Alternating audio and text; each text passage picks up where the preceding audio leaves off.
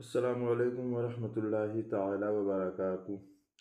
نحمدہ ونصلی علی رسولہ الکریم، اما بعد، اعوذ باللہ من الشیطان الرجیم، بسم اللہ الرحمن الرحیم۔ ورتل القرآن ترتیلا، آمنت باللہ، صدق اللہ المولانا العظیم وصدق رسولہ النبی الکریم، ونحن علی ذلک لمن الشاہدین والشاکرین والحمد للہ رب العالمین۔ ہمارا کل کا سبق تھا قلب۔ آج انشاءاللہ تبارک و تعالی ہم اخفا کے تعلق سے پڑھیں گے۔ مصنف علیہ رحمہ فرماتے ہیں اخفا یعنی نون اور میم کی صرف صفت غنہ ما بعد کے حرف سے مل کر ادا ہو اور خود حرف اپنے مخرج سے ادا نہ ہو، جیسا کہ پنکھا اور سنگھ وغیرہ میں غنہ ادا ہوتا ہے۔ اخفا کے لغوی معنی ہے چھپانا، اور اصطلاح میں اظہار اور ادغام کی درمیانی حالت کو اخفا کہتے ہیں۔ کیا کہتے ہیں؟ اخفا کہتے ہیں۔ یعنی اخفا ایسی طبعی ادا ہے کہ اپنی زبان نیز الفاظ قرآن میں بلا کسی تکلف کے خود بخود ادا ہو جاتا ہے، جیسا کہ پنکھا کی مثال سے ظاہر ہے۔ اسی طرح کا میں کا وغیرہ میں بھی اخفا ادا کرتے وقت نون ظاہر نہ ہوگا، بس یہی کیا ہے؟ اخفا ہے۔ یہاں مصنف نے جو بیان کیا کہ صرف صفت غنہ ما بعد کے حرف سے مل کر ادا ہو، اس کا مطلب یہ نہیں ہے کہ ما بعد والے حرف میں غنہ جذب اور مدغم ہو جاوے، بلکہ اس کا مطلب یہ ہے کہ اس طرح سے صفت غنہ ما بعد کے حرف سے مل کر ادا ہو جیسا کہ اظہار کی حالت میں ایک حرف مع صفت دوسرے حرف سے مل کر ادا ہوتا ہے، لیکن بحالت اخفا ذات حرف نہ ظاہر ہو تاکہ ادا پر اخفا کی پوری تعریف صادق آوے۔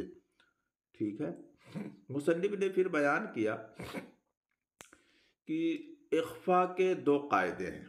نمبر 1، جب نون ساکن اور تنوین کے بعد حروف حلقی اور یرملون اور الف اور با کے سوا باقی 15 حرفوں میں سے کوئی حرف آوے تو نون ساکن اور تنوین میں اخفا ہوگا، جیسے من۔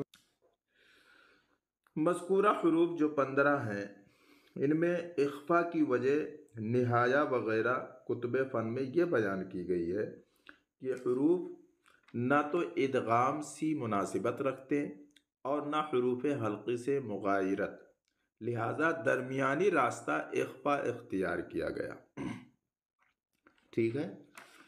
حاصل کلام یہ ہے کہ اخفا کرتے وقت اس کا ضرور خیال رکھنا چاہیے کہ خود حرف مخفی بعد والے حرف سے متاثر نہ ہو اور نہ بعد والا حرف مشدد ہونے پائے، ورنہ اخفا اور ادغام باغنہ میں کوئی فرق نہ ہوگا۔ بالخصوص نون کے اخفا میں اس کا بھی خیال رکھنا چاہیے کہ نوک زبان نون کے مخرج سے جدا رہے تاکہ اخفا تام ہو، ورنہ میم کے اخفا سے فرق نہ ہوگا۔ اب کیونکہ میم میں بھی اخفا ہوتا ہے، جیسا کہ قاعدہ نمبر 2 میں مصنف فرما رہے ہیں کہ میم ساکن کے بعد با آوے تو میم میں اخفا ہوگا، جیسے بھی جنہ، یعنی میم مخفات اپنے مخرج سے کامل ادا نہ ہو۔ اس کی وجہ یہ ہے کیونکہ میم اپنے مخرج سے ضعیف ادا ہوتی ہے، اسی وجہ سے اس کا اخفا تام نہیں ہوتا۔ اچھا، اگرچہ میم اصلیہ میں اظہار بھی جائز ہے، لیکن اخفا کیا ہے؟ اولا ہے۔ اور اگر میم کا اظہار کیا جائے تو غنہ ایک الف کے برابر نہ ظاہر ہونا چاہیے، بلکہ صرف صفت اصلیہ ادا ہونا چاہیے۔